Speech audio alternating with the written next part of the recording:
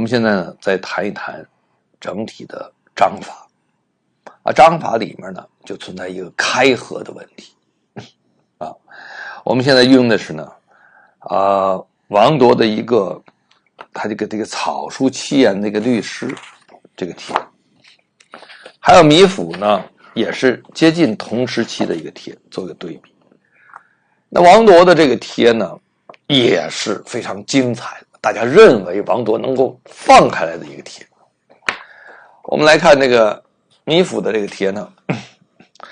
王铎这个帖是51岁时候写的，米芾这个帖呢稍微的年龄大一点点他是56岁时候写的。当然了，我56岁时候写的稍微的成熟了一点点。我们来看这两个风格呢，就显现出挺明显的不一样来了。当然，王铎呢在51岁的时候也开始出现放浪的这种感觉。那么这个时候呢，因为王铎活了61岁嘛，他有8年的时间，也就是他53岁的时候呢，就进入到了清朝，也就是在清朝之前的时候当然那个时候人也很彷徨，不过呢，到了年龄段也是他已经有一定的位置，有一定的这个决断力对自己有一定的认识，另外最主要是他敢于做什么事情。那么这个时候呢，我们看他的文字里边就开始有非常大的动作。那么在这种大的动作的时候，我们来看这个米芾的这个帖叫会干帖，这是米芾56岁时候写的一个帖。我们来看什么？就看他的开合。开合米芾这个米芾呢，我们来看他的开合在哪里？他的开合在疏密之间、粗细之间、字形的变化之间，但是他不管怎么变，他有一点就是非常的符合于他的这个字本身的变化，就是他在字的字形体的上，他做了一个随时的一个变化，就是他保持着一种形体上的一种威严和尊严，而不会因为周边会随意去做形体上过分的避让。这个在书写者之中尤其在古代有格调的人米芾不算是最有格调的，但是比王铎在这方面还是强了很多。所以古代的这个书法家，尤其是这个有一定格调的人，他们不会因为周边的环境会过于强烈的去把字形去就是屈就周边的环境，他不管周边多么需要他都会摆出一种姿态来。那这种姿态，那恰恰就是这一篇字里面的一个格调。那这是有格调的人。所以说我们当代很多写完字之后就完全葫芦出一个局面来，把那个字形都不要了的那种人，就是非常没有格调的人。就这种没有格调，它充斥了一个时代。就是为什么它出现这种情况，就是他没有在这个字的完成的时候保证他自己的一个坚持。这种每个字的字形就是一种坚持，不是我要坚持这个多么好的样子，是它在变化之中它有多么大的可变性。这就是我们现在经常讲的做人的底线的问题，就你有没有这个底线。有的人就没有底线，什么都能做。那我们想想这个人是个什么样的人，是多么可怕的人，是个根本就没有格调。格调是什么？格调还不是底线的问题，格调是你对于审美来讲，你对于雅的这个来讲，你的下限。啊，你的上限，你还有个上限，就是你上面这部分，还不是你最糟糕到什么程度。所以，相对他们俩来讲，米府其实不算是格调很高的人，但是王铎是很糟糕的人，就有这么大的一个差别。我们来看，就这一幅字来讲，这个米府这幅字并不算最优秀的，应该算还不错的。王铎这幅字应该算是非常优秀的，尤其被后来很多人啊在讲解这些部分。我们来看，这是在，这个在字已经脱了形了，县字也是脱了形了啊，上下之间脱了形了啊，而也脱了形了，吴很好，吴遵循了过去的形，所以在这种过程中，它的变化不是字和字拉出来的结果，它是在故意做出一种形状来体现出一种变化，但是它变化非常就是我们来看，大家很清楚看这一竖，看我们就看这在字，这一竖上下之间，中间所切正在中间，再看这个横之间，这个所切又在中间，看见了吗？那么这一撇过来的时候，这一横又切在他们俩中间，所以它处处都是中间，太多了，我们随便去找啊，太多了。那么这种中间所切，它就造成这个字整个就全部插死，它还硬把它晃动，就是这么结果。有的就完全崩塌，他觉得那种崩塌也是一个很妙的一个现象，就是这么一个状态。那么在这幅字里边，我们再来看它还有一个感觉就是什么呢？它所有的在它白的地方，就是留白的地方机械性，它所有的这个墨所处的地方均匀性，这都是一种缺乏韵律感、少才华的地方所以这个在这几个地方我们来看，它处处一种匀的状态在出现。均匀一个笔画相切的均匀，还有一个留白的均匀还有一个就是所有的在缠绕过程中的刻板和重复。这个重复我们后面会给大家讲，我们很容易，现在字典很好编，王铎的书法字典，米府的书法字典，谁书法字典很多很多，拿过来一看，某一个字拿过来一看，你不用查，你能查到一个字几乎就都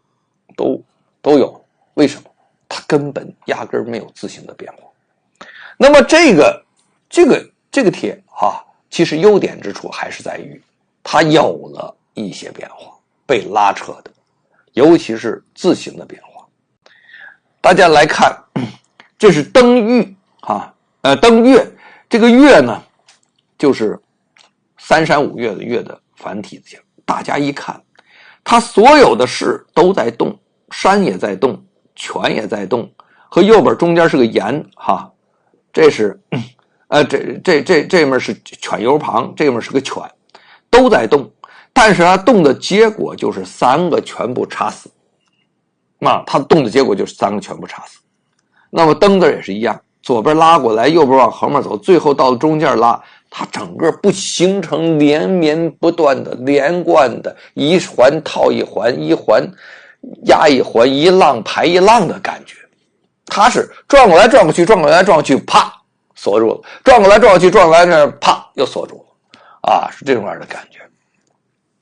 一个锁不住，两个字也把它锁住，就是根本形不成这种波浪。那个傅山先生比他所高之处，就是傅山是一泻千里。但是傅山的缺点是什么呢？傅山就像那个地势一样，他赶上那个地势变化，就是这篇字里面，正好字的这个造型里面会出现变化，他就在里面一缠绕，这个沟渠就出来了他就有一些脉络。他如果碰到一马平川，到哗一下去之后，那傅山这一下去就看不到什么东西。所以富山跟他的区别，他是弯弯绕太多，心里想的东西太多，什么都有，什么地儿都走，什么地儿都走，最后他没有一个整体的一个一以贯之的一种气势和一种主旋律在里边，没有，他就是想把字表达很好，这就是他的想法。所以在这个过程中细节地方缠绕过多，但是缠绕之中呢又缺乏精彩之处。我们再来看看米芾。米芾的地方，你看像这一篇字，米芾也有一些我们说像这种样的笔触不是特别精彩这种笔触不是特别精彩，但是米芾我们来看他的，你看他这个纵，他的倾斜，他的挑起来，他最后乖巧的回来，他在这跳动，他在这拉动，他这姿势走过来，到最后平过来，这个帽子拉下来，他探过来，就这种微妙之处它一直都存在，而且不时还有这种简洁过程中还丰富的笔触这有。然后这边鱼字也是你看它在起伏之中出现的这种变化。然后我们再看这个之字里面，就是它的基础，尤其是在起伏这个部分，这个韵律感非常之好。我们再看这里面，这里笔有多少东西变化，再看它这里笔的变化是多么的简单。当然米芾是在一个很粗壮的一个情况下出现的很多的这种大小变化。然后它呢属于这种应该是筋脉，就米芾里面呢还加上一些血肉，所以筋脉和血肉之间，这个筋如果拉不出这种精凝练来，这个筋它就变成了线。这个肉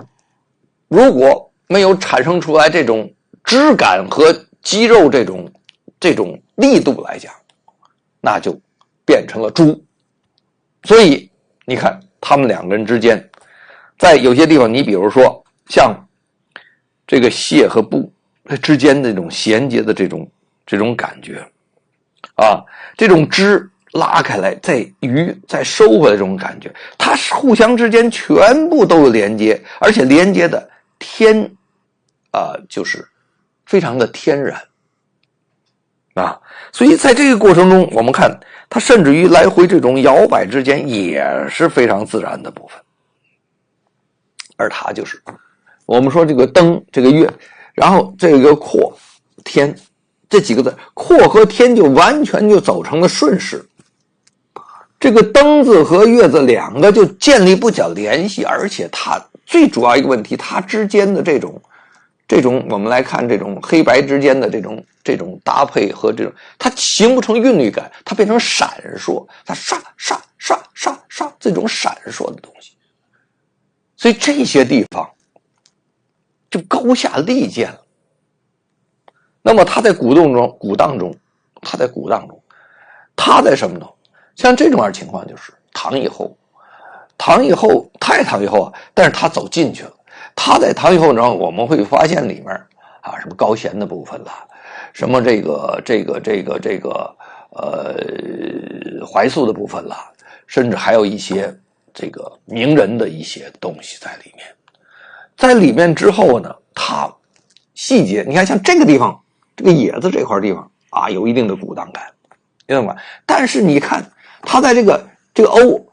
这欧字这个鸟字这块，它居然这个鸟字是非常容易把它这个疏密之间拉开来的。它有好几个拉地方的，上面这个鸟头，还有下面这个下面这个相当于嘴的这个地方，在身形和尾巴这块全都可以拉开了。它居然就把这么容易拉开的一个鸟变成了一只这个得了瘟病的鸟，就耷拉在那里，一点神采都没有。所以这里面当然生字呢稍微好一点点生字好一点，就是说它这个生字特别有意思在哪儿了，就是它在拉开的过程中，它居然把这个口拉到右边去了，然后让这个耳朵这个声音在口的背后听到，这也是很有意思，就是拉得过了嘛，把上面这个拉过了，然后让这个拉到这个中间，应该是这个耳应该拉在这这个口字的右边啊拉下来。当然了，他这样拉也是可以的。他为什么？就把它拉过以后再拽回来的感觉啊，就是他使劲的在摇摆，因为他的字正常情况下走不出来这种势头的变化，就是他对正常的字的理解和他对正常字的势头的意念的感受就没有到那个层面，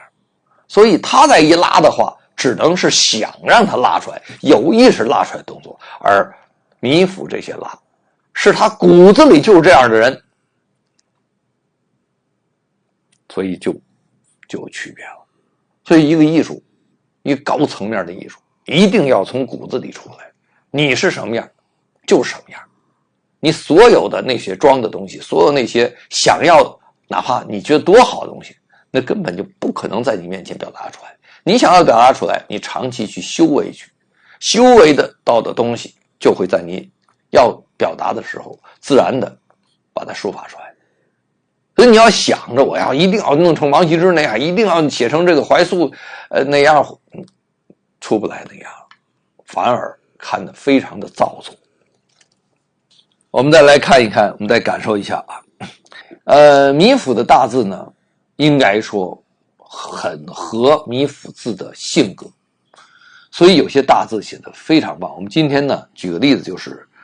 他在56岁的时候啊，就是生命接近尾声的时候啊，他写的红线诗，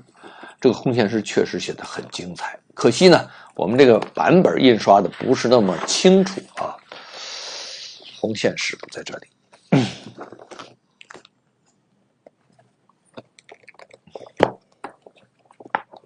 这红线诗看得很小啊，这个印刷上看得很小，但是呢，实际上很大。那么我们对比来讲呢，对比的一个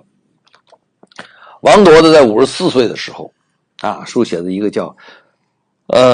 溯江上作的一个诗轴。米芾呢是一个手卷，这手卷里面我们来看啊，他在那签字啊、满船啊、风啊这种飞白之中，他的笔触清晰可辨、简洁、准确，而且没有玩弄任何的技法吧。那个年龄也到了56岁的时候，他58岁过世。然后从安排来讲，就是根本就没有考虑这些安排的感觉字多字少，加字减字，扒开，甚至于有的时候就是满纸的飞白，就是飞白已经都很满依然能够表示出一种又有气势，而且又有这种延续的这种自然的一个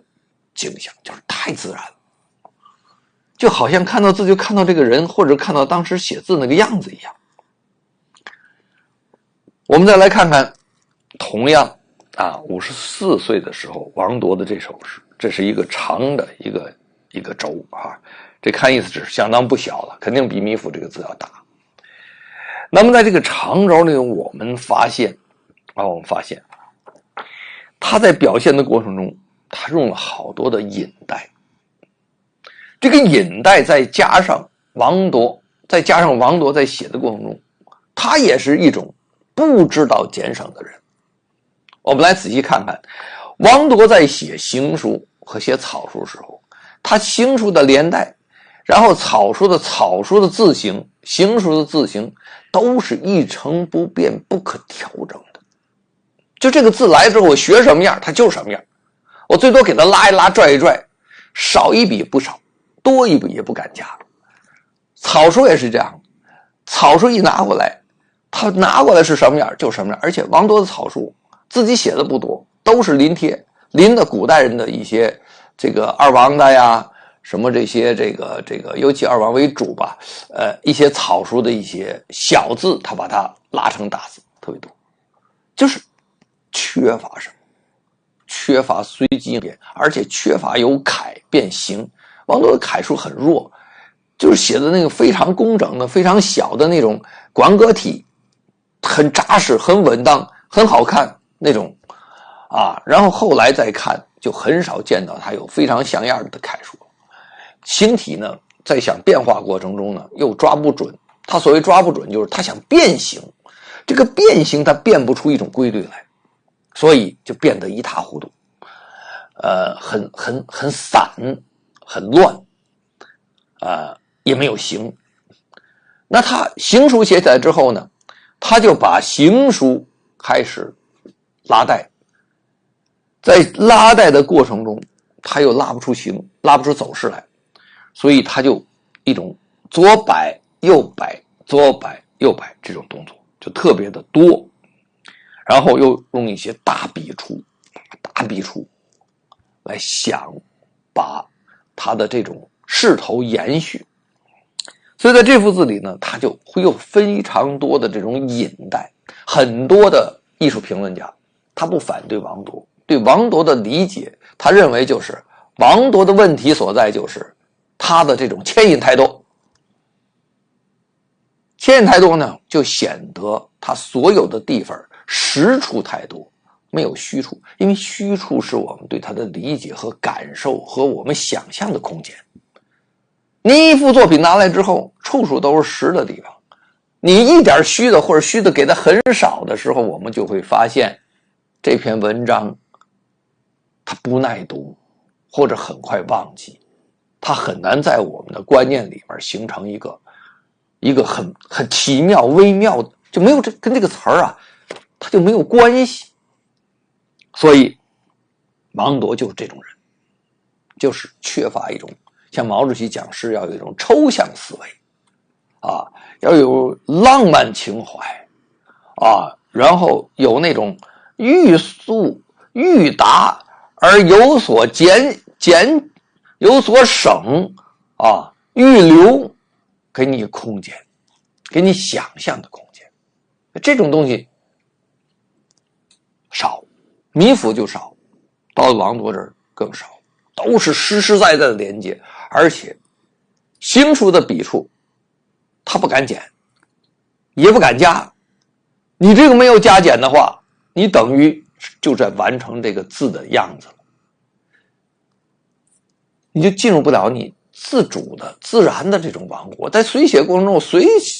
随便怎么调整都行，可以改变，没有。那么米芾的东西也有这方面的，但是好在米芾在鼓荡之中啊，还能够完成一种自然的一种形体的变换和势头的流露，就是他对字的理解，就理解他鼓荡了，就理解他这个势头，这个张扬，就理解到这几个方面，我就把它有所发展。王铎不是，王铎是写字的时候处处都是想着怎么把这个字写好，怎么把它表现出什么样的一个感受，然后让他这种感觉一直在想着完成，就很少有那种很忘我的那个状态。所以在这个通篇上来讲，你看按说这种大条幅，这是巨，那个时候是很多巨幅，这个字看起来的话应该也是相当不小的一个尺寸，我们经常把它叫巨丈。那个时期啊，明朝啊末年到清朝的时候，有很多可能房子也变大了高了，所以那些有些作品就出来了，很像我们现在动辄的6尺8尺的那种啊，这个大中堂大条幅那种啊，就这种感觉。所以大家搬王铎的东西很容易，搬过去之后就很容易就建立啊，就这种大的气势，大的这种啊作品就很容易出现了。那么这两篇字呢，当然一横一纵，这不是主要的，主要的其实横比纵还难写，因为横之间它的距离，横之间上下的变化，但是米芾运用那个非常自然的一种完全散淡的一个状态，把它表现出来的一个视野的一个平原。而王铎把这一条把它处理起来的时候，给人感觉它不像一棵树生长起来，而更像一堆木头或者是木块摞叠起来的感觉，然后中间加点绳子拽来拽去。因为什么？因为它每个字它是有变化可变的它必须要把每个字把握到一定程度，活用到一定程度，当时还有那种性情，最后还有那种才华应变，那这出来才是精彩的东西。所以看起来整幅字过于变化，过于生硬，也没有什么特别出彩的地方。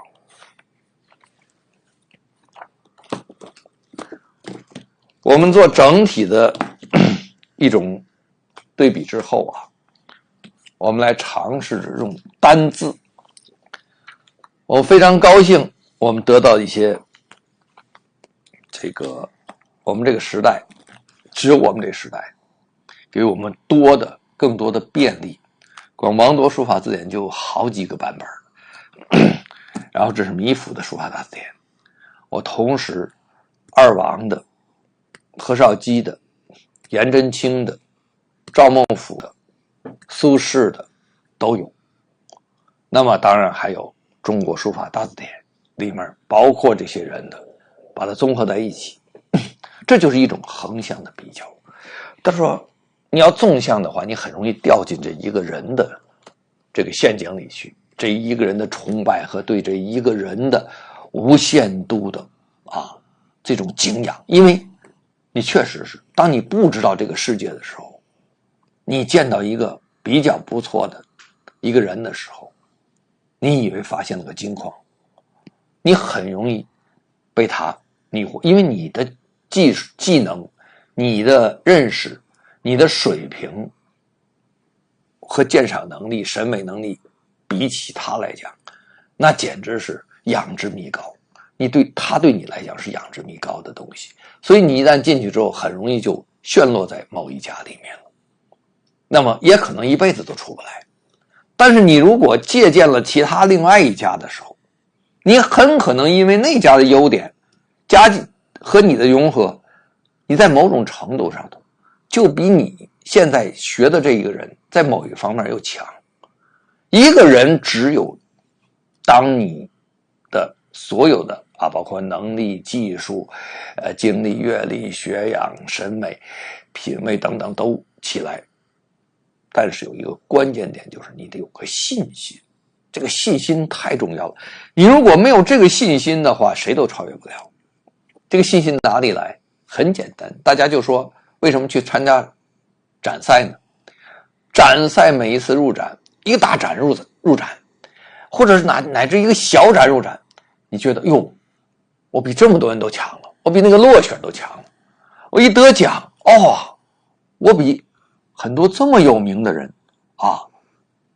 他才入展，我还能得奖，诸如此类，这都是信心的累积。当然得奖也不能代表你就一定比那个入展的就好但是就一个不太了解、没法自己评判自己的艺术作品的人来讲，你碰到这种情况，它是一个非常好的一个信心的鼓舞。我们太多的人都是在这个不断的鼓舞之中去坚持，去不断探索，然后认识自己，而且产生你的自信。这个自信在我们接触古人的时候，我们就会慢慢发现，有很多的古人他在某些方面不一定就比我们都强。那么我们会发现，慢慢的在学习的过程中会看到王羲之也有缺点，颜真卿也有不足，苏东坡也不是完美的。我们慢慢会发现这一点。那么发现，我们就预示着我们在进步。你只有决定或者感受到别的人或者是多么有名的人或多么出色的人的缺点的时候，你才有可能超过他。那么怎么发现？我们就一点一点的积累我们的审美的一种意识和意念。我们都看懂了，我们必然会知道哪些是好的东西，哪些是不好的东西，或者是我认为它好的东西，我认为它不好的东西。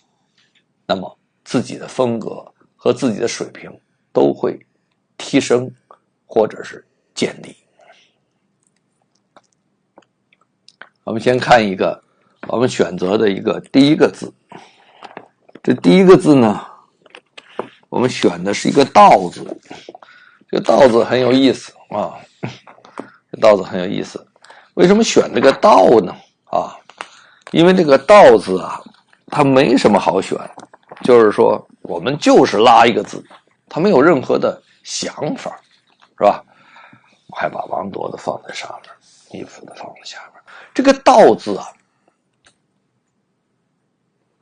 它的构图比较简单。什么简单呢？就是一个铲车装那个东西。那怎么装这个东西？这东西是个什么样？它是个长，像冰箱一样。这个车呢，铲车呢，可以换成各种各样的铲车。那么这么一个过程，就这么一个过程很简单。当然了，刀子上面有个冠，刀子中间有个秤，刀子下面有个体啊。这个铲车拉出去之后，有一个拖着的，有后面这个跟它帮助它平衡的啊。在拖出去之后，它是怎么拖的？是一下拖出去的，是慢慢拉出去的，还是停在那儿？好多种。我们来看，主要是在体会什么呢？就是在体会它在变化之中，它的随意性。道可道，非常道，是吧？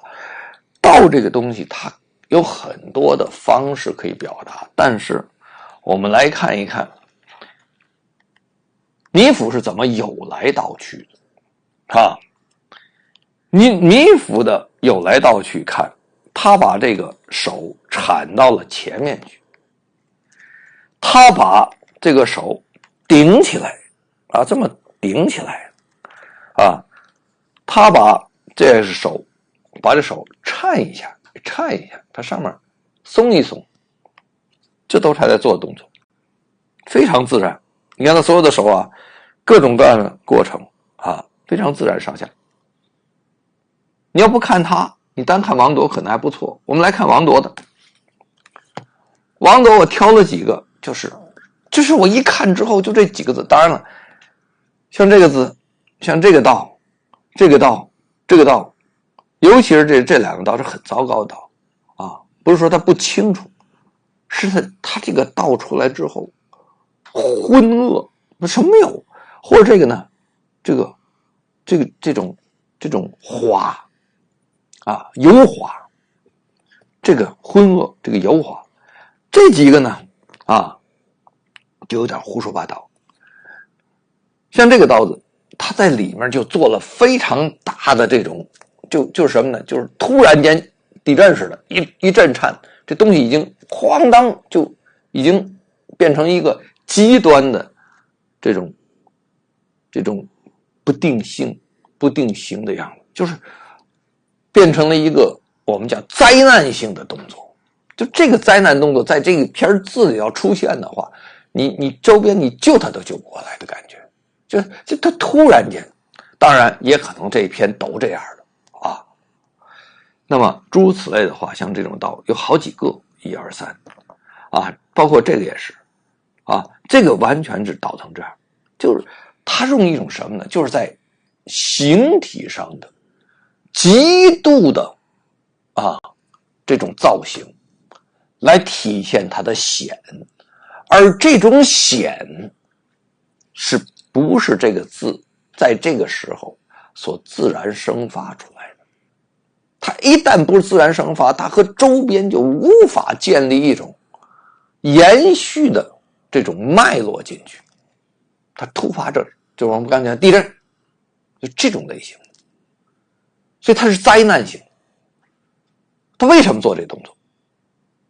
是因为他没有领会到字的根源里面去，没有领会到实质地方，所以他是先做的这个动作来求得这个字的变化和引起周边的配合，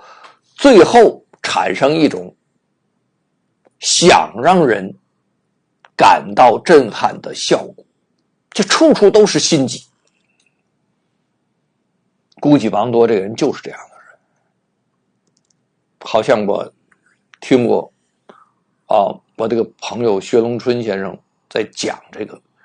王铎，他写个王铎类似王铎的一个挺大的一个著作的时候，讲个几个故事就谈到过这部分，就是关于王铎的心机的问题。但是这些心机做的就是说这司马昭之心路人皆知，就是一看他这个样子，一看他这种感觉，他完全不是一种正常的一种生理的状态。我们经常讲说什么毁三观的事情，就是这种样的感受。我们再看另外一个字，这个字是作字。作字呢，就是我们经常讲的也是念作当然这两个是不同时期的作品，就是说我讲所谓不同时期作品，就是这个字典和这个字典不是一个时代的这是比较早期的。早期的时候呢的印刷水平都不行准备的也不充分一些把字有的就把它罗列进来了。那么这面呢，它的印刷也比较好它采取局部的这种第一标明的字帖来源，第二它在这个字本身它用了这个照相技术，我们现在照相拿手机都可以做成字典，变成字典照下来。所以它这个字呢在做的过程中它会做了一些变化，但是我们依然透过它的表面我们去仔细再看看。我们来看这个整片这个王铎的这个作他所有的这个样子几乎变化不大，就是他缺乏一种对作的这个字形的变化的能力，但是这个变化能力要自然变化，所以他整个这里面他做到的最多的就是这两个竖之间的一些稍微的一些开合，然后里面长短，它整个这个字的姿态出现不了变化。就他就稍息立正，然后把腿伸开点，把腿他整个身形动不起来。我们再来看米府的字，看他左右上下这个感觉，在上下之间拉开的感觉，他身子平稳的感觉，这种夸张的感觉然后而且他所有的这种感觉里面，你看王铎的这些字里面为什么看着不好看呢？就是他这个字一定是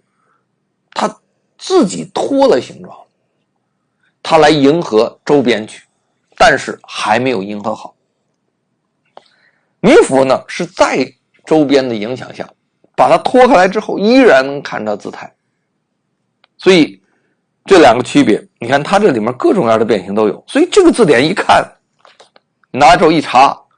这个米府做了这么多的动作这种变化在这个字帖里面那个字帖里面，甚至于要是更认真点把这个字帖查出来，把这个字查出来一看周边是什么样的变化，那么别的字在那个时候它为什么产生这种变化，再一看王铎这个不用看那么多字嘛，这差不多的变化都出来了。那么再有的变化呢，王铎就是换字形了，把字形换了，这也是当代最常见。一背这个座子有4、5个字形，好，我这里面用这个字形，这边用这个，不是的。有字形好处是什么？就是说它确实有好多可以变化可以选择的，但是在此时此刻，你就像你讲话一样，你描述一个内容的话，你可能突然间出现了一批一个成语来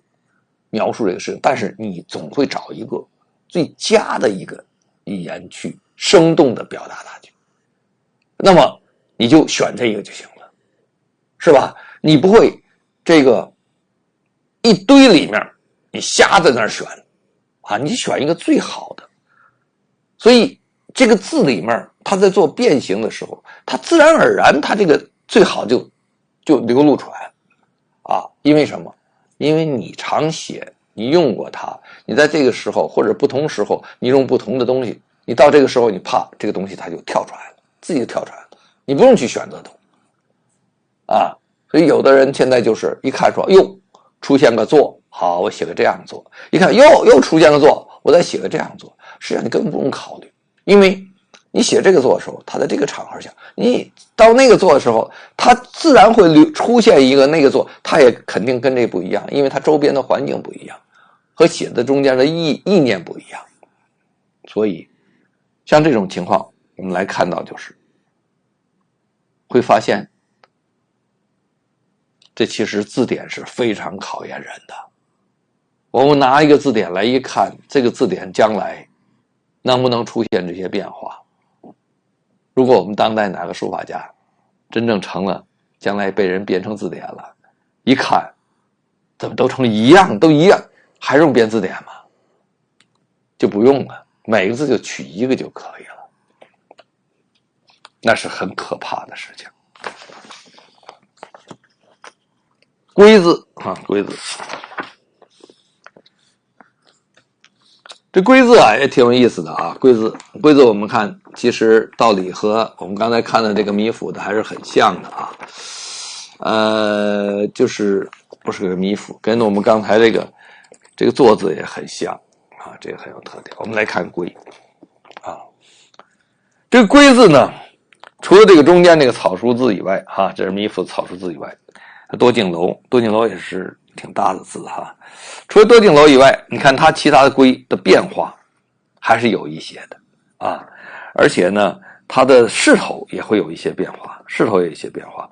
啊，然后它这种比例之间产生一些变化啊，这个你看这个走势出现一些变化啊，这个字形出现一些变化啊，基本是以这种啊为主的，但是也有一些不同的变化。你看这是右侧的均匀的，然后呢跟左侧搭配，但是龟在王铎这里我们来看哈，就是过于一致了。你看这些字太一致化，是吧？各种形态，你看换成这种简化又是很一致化，这又是很一致化。当然了，这个因为它比较离我们现在的这个时代啊相距的比较时间短一点，所以它流传下作品多一点，看出来就更一致化啊。所以这种一致化说明什么问题？就是它随机的变化能力是比较差的。我们再看这极字啊，极端的极，这个极端的极啊，在古代它有很多的变化，因为极端的极在写下之后啊，右侧的这个下面这一横啊，它会同时可能是用在一边，用在整个字和用在整个字的中间，它就会出现一些不同，在这个不同过程中就会出现很多变化。然后我们看这个王铎这个极，呢，就是相对来讲比较，你看他的所有这个动作啊，非常的一致性，而且变化不是很大，尤其是右侧的这几个弯转。那么米府呢，其实变化也不是特别大，米府最突出就是下面这个大横特别明显，其他的部分的话呢，他没有用很大的变化去形容。我们顺便来看一看古代的这些书法家们在集上头有多少变化吧。它的变化怎么去看我们来理解。在集字里面最精彩的变化，看王羲之的《丧乱帖》里边的集，他的集体现出王羲之在字、在走动搭配，在整个的布白，在里面细节微妙之处的精致与严谨。所以王羲之这个人是一个逻辑性非常强，而且对细致的地方非常谨小慎微的人，就是他做到了微妙之极。他跟他儿子王献之就很不一样的地方，就是王羲之，大家去看为什么大家把王羲之的圣教序王羲之的一些字帖奉为圭臬之处，就是它里面的心思之缜密，它的布局之巧妙，它的通篇之恰到好处，它的一举一动都表现出来它的微妙，你任何地方你都能感觉到他当时的用意，而不是刻意，就是那种表达在一起之后的协调的柔和的这种优雅，它是属于这种类型的我们再接着往下看。当然这几个，这是王羲之不同地方。丧乱帖、春花葛帖就一般，这里面它三个部分的比例不好。那么17帖就很好，它三个部分不但有比例，还有错落，非常精彩的地方褚遂良这三个部分也做得非常非常妙。颜真卿在这个地方做得很好，颜真卿把这个一个小横找到右边去了，然后因为这个小横的关系，所以上面这个像草书水一样的这个动作之间和它的搭配让这个字就显得非常的张弛之间非常有度。然后限制这也不错，限制这个有一个中间紧外面放的部分，这正是它的特点。到了黄庭坚这个字做的也还可以，但是这棵树突兀了一些，当然了这个可能跟周边的有一定联系。怀素自序呢，基本他们都是延续了晋人王羲之的这种路数这两个路数，但是他们做了一些势头上的拉伸，一个纵向的，一个横向拉伸，这都是他们在做这些不同的这种动作的时候会出现的。那么我们再来看一看，相对来讲，看完那些精妙东西之后，我们再来看他们这部分王铎的这个集，这个字这个集写的很妙有点这个晋人，尤其是这个中游之类的这种感觉以外，剩下的大部分都是非常的，他把一种局部的一个事都用一种像我们把被子叠起来，像我们把这个纸摞起来这种感觉去把它完成的，它就缺乏那种有来道去的那种感觉，所以就变成了缠绕，变成了均匀，变成了排布在视野上的一种平衡，而不是协调，或者说是一个简单的协调。倪府呢，就是有一些极度的夸张，就把底下的很多地方做了一些夸张。势头呢做得很大，但是这个势头造成的结果呢，就是说一味的夸张，一味的就像一方面走，这个书法拿捏的部分就很缺失了，他就照某一种方向去走就是要张扬的一个方式，所以在格调上头多少比这些古代的这些书法家们就多少有一些就是差距。这个会字会不会的会会字，会字我们来看王铎的会。王铎的会就好可怕，好可怕。我们来看看啊，这个第一个这个字里头，他把中间这个3个点一种鬼魅状态，把下面这个上面这一个田字的感觉和下面这个日字这个感觉错成这个位置，然后这面呢也是这样的，这个会看见这样，这个呢2个这个很奇怪的眼睛，这个呢又是奇怪的嘴，就是在这种搭配之中，它就一种惊悚啊，惊悚。米字呢这几个会呢就叫做不精妙啊，不精妙，就是说它把它错落了，但是里面含混。我们来看一看，这是王羲之吉王圣教序的会啊，他采取的办法。苏东坡这个会是很妙的一个会啊，当然旁边就是米府的。苏东坡这个会，他用上面这部分拉带下来，造成一种倾斜的势头，再把底下这个日又把它一个倾斜的一个回归，最后把点儿啊牢牢的压住了一个向左的势头压回来的部分，而且和底它怎么产生底下这个变化呢？是上面做了一个挺极度的一个撇和那儿的一个分式，这个式分出一个向上扬的部分，然后下面就被拉带起来，最后一个点落下来，这个感觉。所以这个会做的就是很妙的了。我们再来看有几个人啊，这个雁塔圣教序的这个呢还是可以的，有几个就是稍微弱点，米府的这部分呢就是这块稍微含混一点，但是在这个会子上做的还算是可以的。那么这里还出现一个呢，就是授金书的这个会，这个赵佶的授金书呢，他就在很多地方，他就是完全是因为这个皇上写字或者皇上做事，我就这样子，要不然不会出授金书。但是在他我就这样的时候，大家知道授金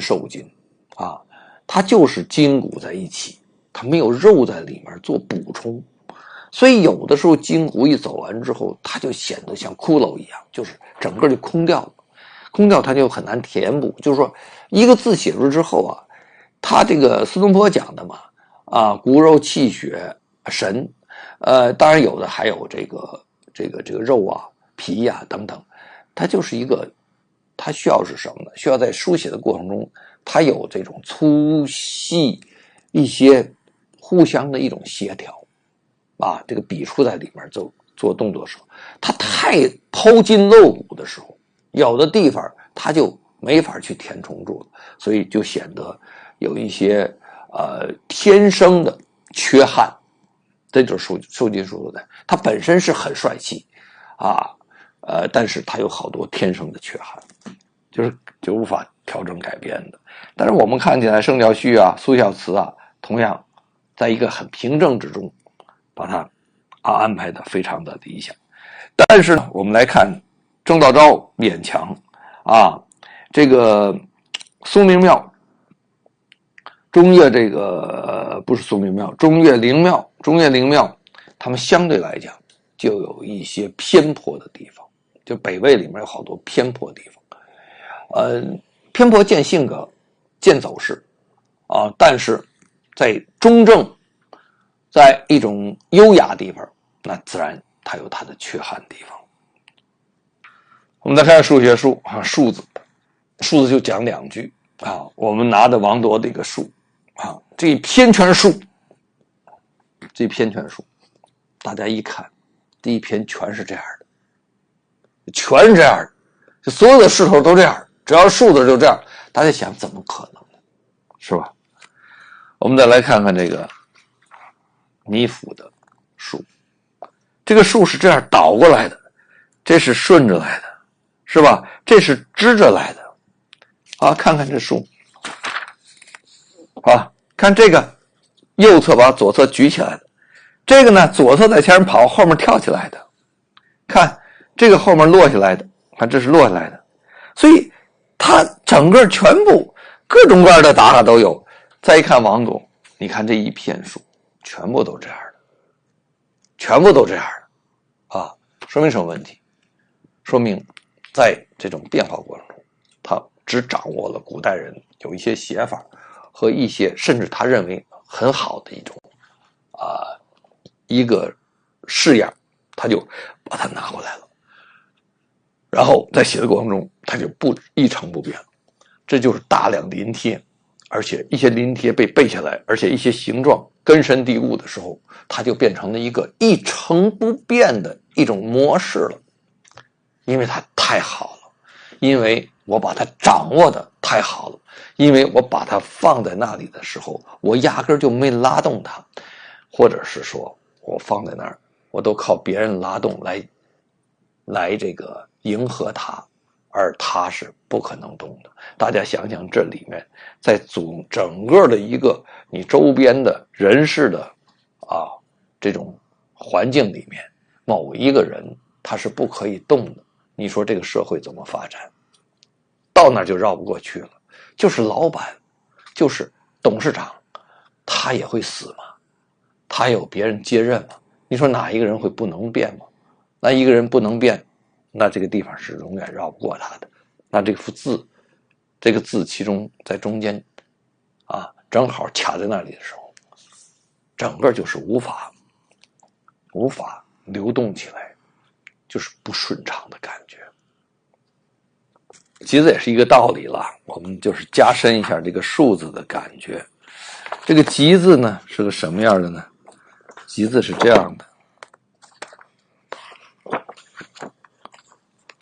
也非常明显啊。我其实对照两个字当然是一个刚才曾经对照会字的时候，说明他们两个人对文字本身的精妙的研究，或者是对细节地方的坚持和细节地方的那种非常清晰的那种坚守不明显当然王铎对文字本身细节地方的理解也大部分都从古人那儿来的，不是他自己去运化的。米芾在细节上头呢还是不是那么特别的精致，所以才会出现很多含混的地方。那我们看这个集字也是这样，你看王铎的集字几乎都是这样子。那你说谁不是这样？你看看他的集字什么样？这是昂起来的头的，这是耷拉下去的，这是耷到很深的你看这个整个是打出去的这个集就这么点，这是缩进来的，它各种各样的。你看它的集全部都是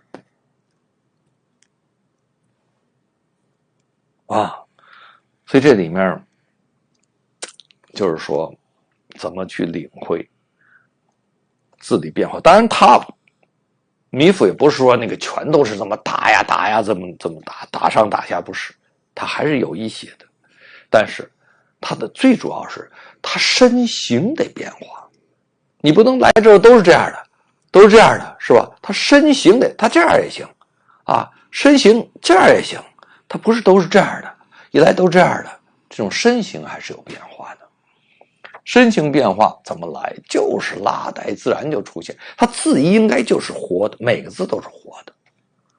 但是这个活的又有一定的变数，它又不可能说变到无穷。所以书画，尤其是书法家对文字的抽象文字的理解和变通，它既要有一定之规，又不能出圈，但是又需要变化。所以在这个范围内可以做很大的一个变通手段。如果它变通最大的时候呢，它就像古琴似的，它的那个曲子出来之后，每个人的诠释出来之后就会差异非常大，但是回头找到那个琴谱是完全一致的。那么书法中变化小的地方是什么呢？就像唱歌一样，同样一个曲子，张三唱出来之后，张三的调调是这种风格的，李四唱出来之后，李四出来调上，两人都能唱得很好，但是他们俩有各自发挥不同，但是他们能发挥的那个空间不大，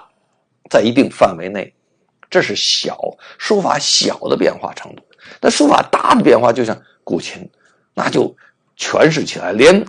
他要打谱，先把那个曲拿过来，要古谱拿过来，我要把它打成我们演奏的谱，在打的过程中，在演奏的过程中就有很大的一个空间变化，但是它还是这个曲子，它不会变的。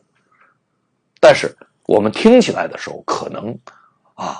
就完全是很不一样的感觉，那种渲染出来就完全不是一样的艺术氛围了。书法里面是这样的，那么书法里面其实每一个字都有它自己的一个调调，我们必须要把每一个字要掌握透了之后，运用我们对它的理解和诠释，最后抒发它的时候，要把它抒发成有一定范围的，但是又有我们自己想要表达的，那你必须要对它的了解，你要了解它能做到什么程度，或者它本身就是什么样子的，我们在这个基础上再做适当的这种调整。那么我们在学习王铎、学习米芾的过程中，我们就会发现米芾的基础，它的韵律感很强烈，它的变化就多然后呢，它的起伏，它的跌宕他自己本身的性格上头的这种狂放，和王铎想要做什么样的一个人，他就形成了鲜明对比了。所以米芾只要把自己的本身的本质的东西表达出来，他有一定的表达能力，他的表达能力，他的技术又适合他于这么样去表达的时候，他就随着他自己的个性，自然而然的就把他的文字就释放成这样了。而王铎就不是了，王铎他自己是什么样，也可能他自己的样子根本就不适于表达。他在表达的时候就处处会以古人的一个框架，希望那种美好的东西，他就把它做了，他就拿过来了很多，然后又自以为古人是这么样的表达，所以他就以他自以为的东西表达了他拿到的东西。为什么那么讲呢？他到晚年的时候，一日临帖一日复所请的时候，就是一天去临，一天就去把那个给别人再写出来的这个过程中，他就很明确的表达出他自己的那个意识或者是理解之后的释放的能力，要远远的低于了古人，因为他必须要借助一些古人带给他的感受，去让他时刻都不要忘记这些东西，或者是总拿着一个拐杖在那里。如果是一个很出色的书法家，就像后代人对王铎的评价一样，他如果真是大家评价那么高的时候，他必须要有大量的一个时间留给自己去拓展自己的空间，发挥自己的这种能力和才华去，他才能够不断的去攀升。他做不到，他还非得要想做到，他就不得不去借助古人的力量。一旦你像这种状态借助古人力量，就本身就说明你不足以成为那么一个出色的一个创造者。当然事实也证明了这一点。